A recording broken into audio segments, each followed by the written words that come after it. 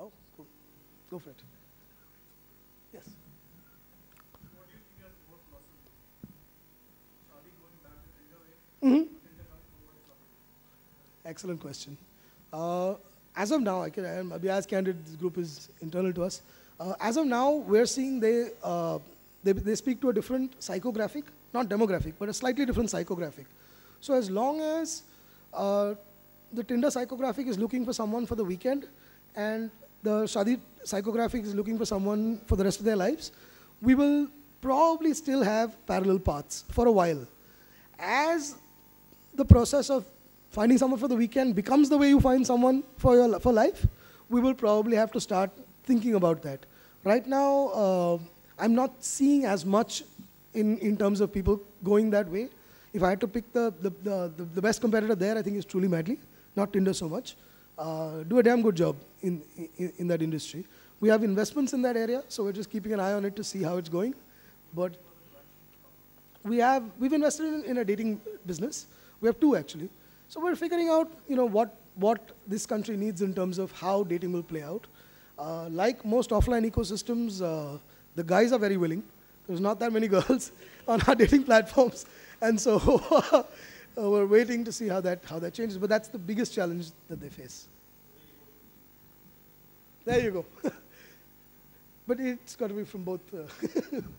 I understand why it's an emotional need for guys. So I had some questions. In matchmaking Yeah. websites like Shaadi.com? It's much more than it used to.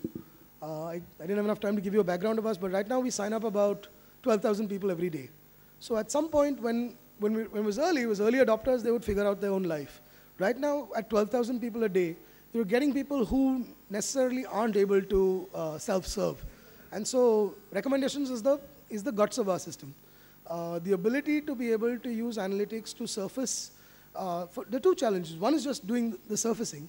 The second part is that what's gotten accelerated is because of the mobile, people are now using it for 2 minutes, or at least they've spent 40 minutes, and so I would get more of a chance. Like I said, we make a lot of mistakes.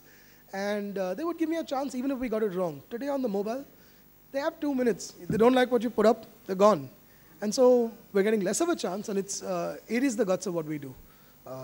We're getting better at it, but it's a journey. Yes. Yeah. Right. Right.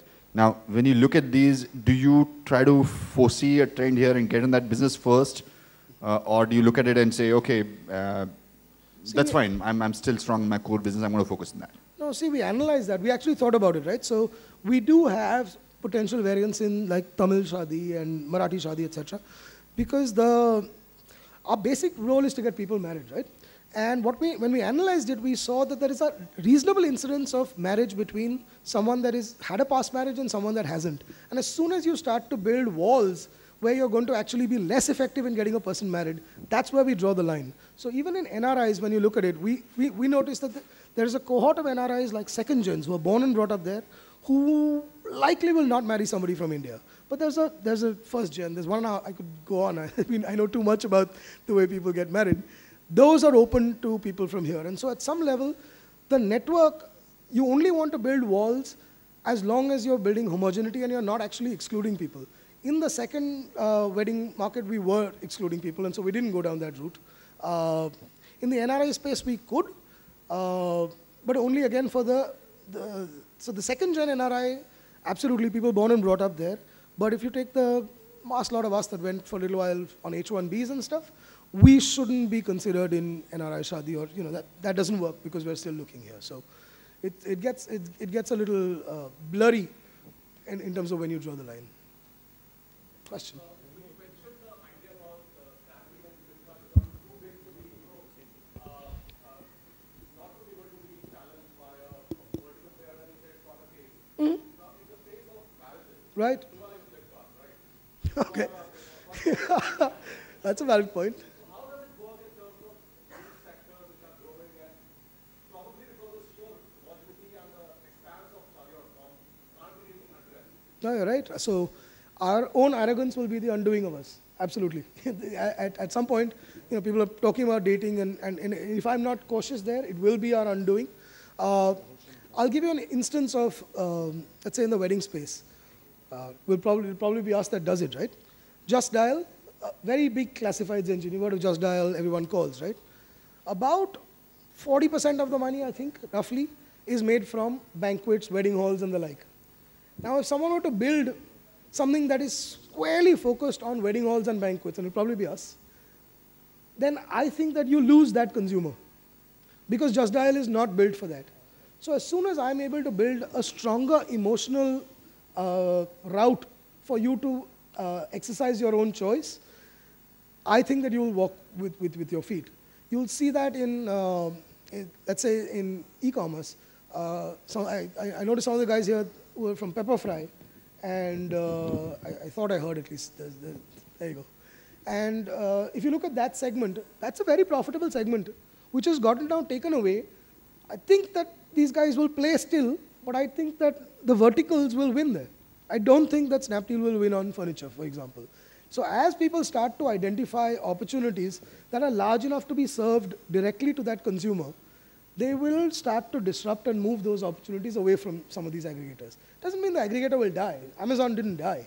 But I think they will come in a different avatar, which will force them not to embrace this pure horizontal, everything goes model.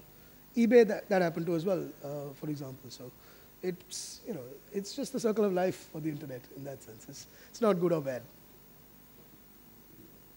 Am I out of time? There's a question.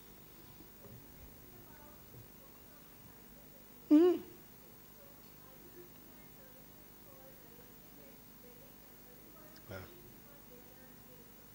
Yeah. So it's a good question, and one of the questions I asked in that we're doing ourselves. Obviously, our name is Shaadi.com. Shaadi is a huge market. We should just be jumping in there. The question we're asking ourselves is, why you? And I'm still not sure. Like, I'm not equipped as a company to arrange events on the ground. I have no special skill in it. That's not my forte. I'm really good at what I do, though. And so the question is, how do I take what I'm really good at and say, why me, and then defend that space? As opposed to saying there's a huge market. It is. If I have to give you the numbers, the matchmaking market we operate in is about $1 billion. The Shaadi market is $40 billion or $50 billion. And it's tempting to say, name is Shaadi.com, you should be there. But unless we are ourselves convinced that we're the people that are doing it, I will be making the market for somebody else. And so we're looking at saying that we're an internet company, we're information, etc. So we'll figure out how we can play a role. We have some ideas. I can't disclose everything that we're doing. But how do we play in that, stay true to ourselves? And so we will participate sooner than later.